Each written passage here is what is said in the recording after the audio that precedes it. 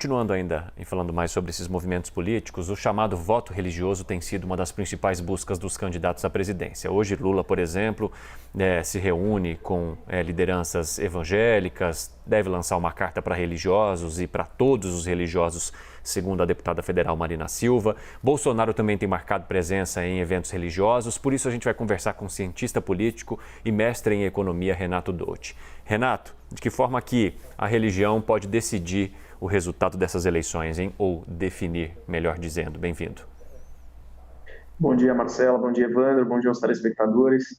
Eu creio que esse movimento de divulgação de carta aos evangélicos do ex-presidente Lula acaba sendo e tem uma relevância tão forte quanto foi a carta ao povo brasileiro em 2002, quando houve ali um ensaio do candidato a mostrar quais seriam suas prerrogativas econômicas e, de alguma forma, não assustar players que eram muito relevantes ali naquele momento, principalmente aqueles que eram de mercado.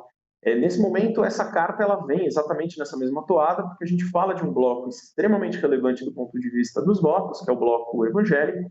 Uma característica extremamente importante é perceber como o voto desse extrato do eleitorado é extremamente monolítico, né? A gente percebe uma unidade muito grande de voto dentro do segmento. E uma outra característica também extremamente importante é perceber que esse é um espaço em que o ex-presidente Lula não cresceu nas pesquisas, nem no primeiro turno, nem no segundo turno. Então tem muita dificuldade para, de fato, conseguir aumentar a sua penetração de votos dentro desse segmento. Isso mostra, de fato, a relevância e como, de fato, é extremamente importante para o ex-presidente Lula que ele consiga crescer nesse eleitorado. E um elemento extremamente importante é que é um dos blocos onde as desinformações que aconteceram nas campanhas aconteceram com muito mais ênfase, né? A questão dos banheiros unissex, a questão dos fechamentos de templos. Então, de alguma forma, a carta vem para tentar refrear a tentativa muito grande de aumentar essas desinformações dentro do setor. E na outra questão, extremamente relevante, cada voto que sai desse eleitorado evangélico do presidente Bolsonaro atualmente é um voto que sai para um e entra para outro. Então, é extremamente estratégico nesse momento e, de fato, o ex-presidente Lula, a campanha do ex-presidente Lula, consiga aumentar sua penetração nesses votos. Agora, Renato, bom dia, obrigada por falar com a gente. A gente vê que agora o foco deles é o Sudeste, né? O ex-presidente Lula teme uma virada, já que ele terminou o primeiro turno à frente em Minas Gerais. Em Minas Gerais, então, o ex-presidente teme uma virada em relação ao presidente Bolsonaro.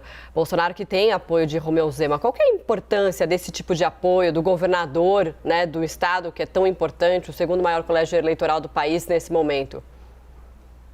Acho que Minas Gerais, especificamente, tem uma especificidade muito grande que envolve o fato de que o governador Zema foi eleito no primeiro turno com uma maioria expressiva, com uma votação expressiva.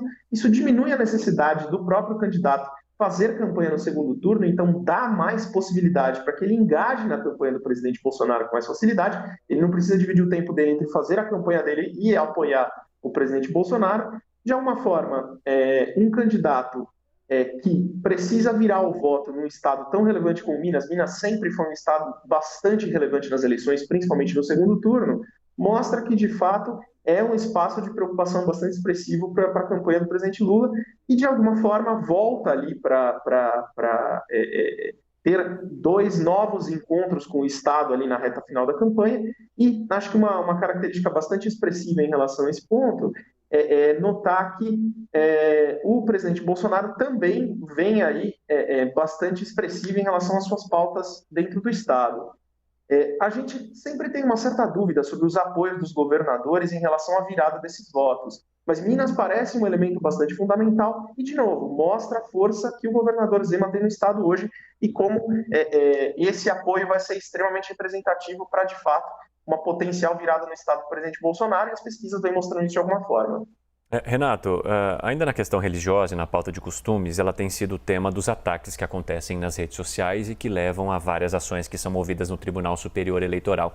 Em conversa com uma cientista política ontem aqui no Live CNN, ela mencionou que, na opinião dela, esses ataques eles podem mais inibir os eleitores do que atraí-los, ou seja, acaba sendo um tiro pela culatra. Eu queria saber de você qual que é a tua visão. Se essas fake news, esses ataques, esse esgoto virtual que a gente tem acompanhado, isso pode realmente tirar voto de um e passar para outro? Ou o eleitor está mais preparado para perceber e até mesmo se revoltar com esse tipo de estratégia? Como é que você vê? Olha, o Brasil é líder de cliques e engajamentos em notícias falsas no mundo desde 2016. Então, isso mostra que, de fato, a força e a relevância das notícias falsas é bastante expressiva no país. Um segundo fator ainda representativo dentro dessa pauta é o fato de que a gente não tem um engajamento só no consumo do conteúdo, mas também no compartilhamento dessas informações.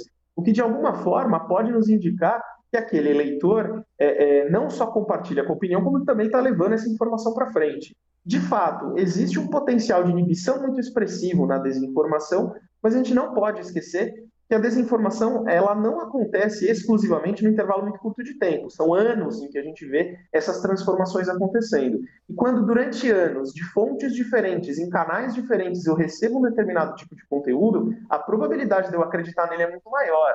Até porque, de novo, existe um outro fator representativo, que é a falta de confiança nas grandes mídias, que de alguma forma facilita e ajuda muito a disseminação desse tipo de notícia. Então, talvez a gente não consegue ver uma virada de voto tão expressivo em pequenas notícias pontuais, mas quando a gente estende isso no intervalo de anos contínuos e a gente vê essas notícias vindo por canais diferentes, fontes de informação diferentes, sem dúvida o impacto é bastante expressivo na virada do voto.